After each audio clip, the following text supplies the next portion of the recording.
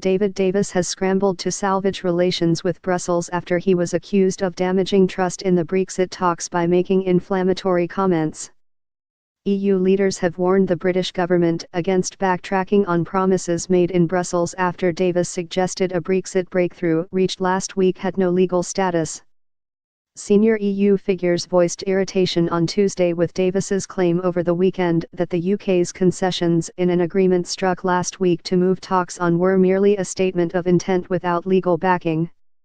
Michel Barnier, the EU's chief negotiator, warned that the UK's divorce deal with the EU depended on the British government sticking to an interim deal made last week on Ireland, citizens' rights and the financial settlement. We will have a final agreement only if the final commitments taken by Theresa May and the British government on Friday are respected, he told journalists.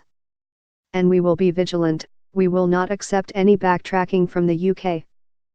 A senior ally of the German Chancellor, Angela Merkel, said the British government risked losing the EU's good faith. The first phase of Brexit negotiations was meant to build trust, tweeted Manfred Weber, the head of the centre-right bloc in the European Parliament. By downgrading this agreement to a statement of intent, the UK government is putting our trust at risk.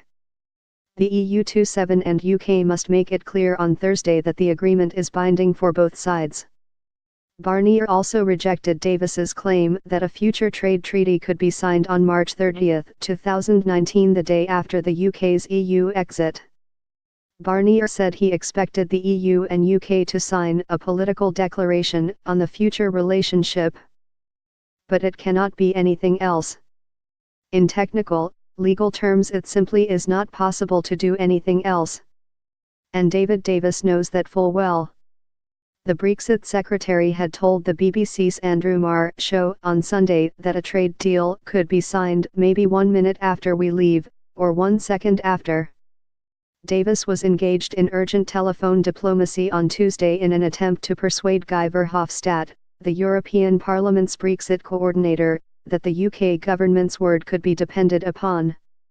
In an unusual move, the European Parliament's main parties announced on Tuesday morning that they had drawn up an amendment to their Brexit resolution, on which MEPs will vote on Wednesday, condemning the Brexit secretary personally for damaging trust. Verhofstadt, a former Belgian Prime Minister, claimed that the Brexit secretary's comments were unacceptable and would provoke a wider hardening of the EU's positions, including in the member states' guidelines for the future relationship to be signed off by leaders on Friday. After at Davidov's unacceptable remarks, it's time the UK government restores trust. These amendments will further toughen up our resolution. pic.twitter.com/zkfvljtoi5.